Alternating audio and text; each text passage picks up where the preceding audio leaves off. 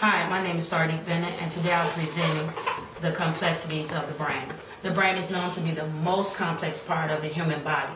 The three-pronged organ is the resting place of intelligence, the interpreter of senses, the initiator of body movement, and the controller of behavior. In its bony cell, being washed by protective fluid, the brain is the source of all qualities that define humanity. The brain is the precious jewel of the human body. Today, I will be informing you on the human brain injuries caused by athletes, and how stress affects the brain. Let's begin with how the human brain works. The brain is like a team of experts.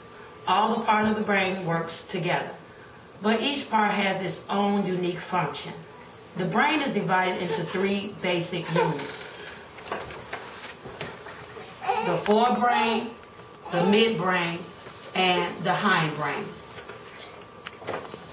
The hindbrain includes the upper part of the spinal cord, the brain stem, and the wrinkle ball of the tissues called the cerebellum.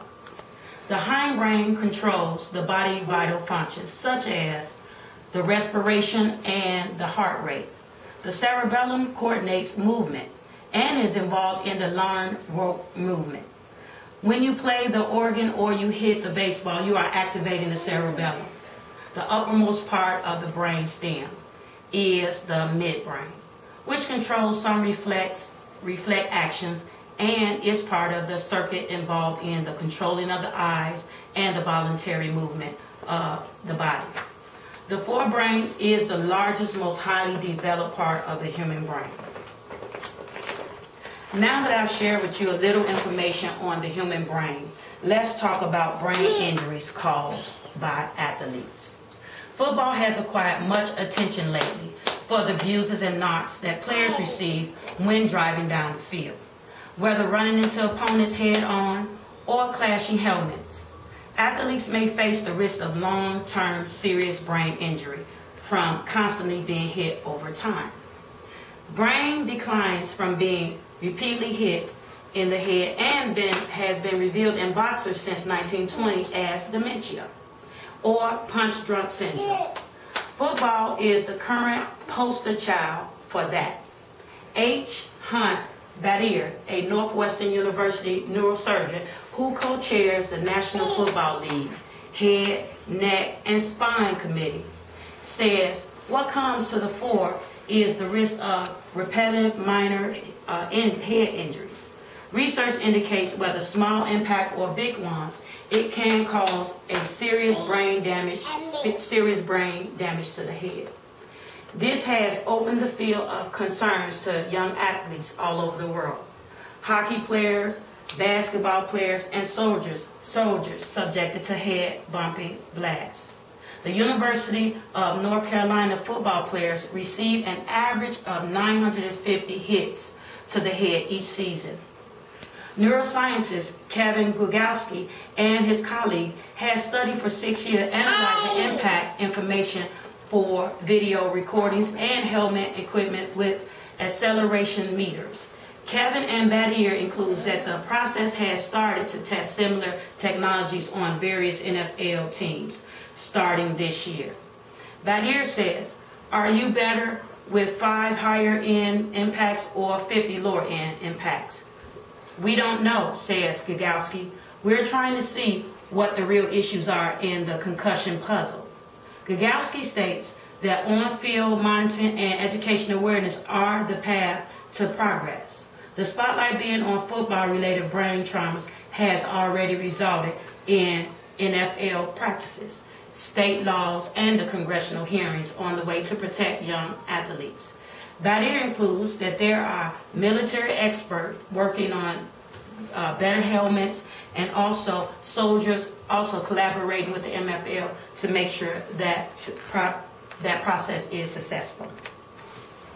Now, however, bumps and bruises isn't the only effect of brain injuries. Stress also affects the brain.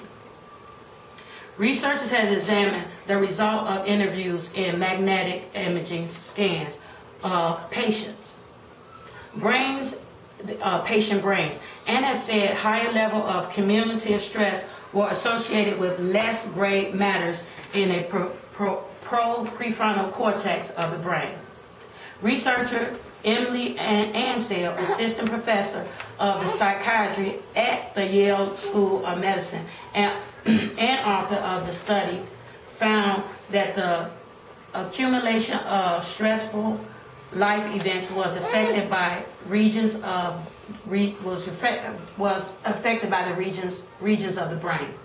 Emily Ansel says these key regions are the regions we believe regulates our emotions, help us control our impulses, and help us process our daily experiences. They also control the psychology part of our brain. These regions have implications for long-term health.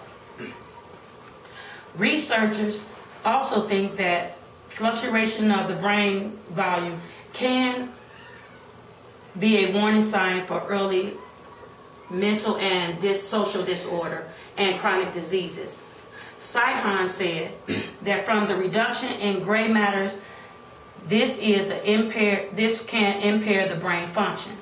The body is less prepared to respond to stressful stimulations or situations. Research believes that studies may help in preventative treatments for stress-related disorders, such as depression and drug addiction.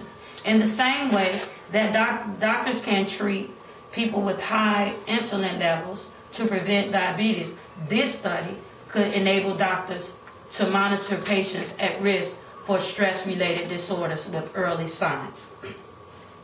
Today, I have informed you on the human brain, brain injuries caused by athletes, and how stress affects the brain. My question is, in conclusion, the brain is a terrible thing to raise.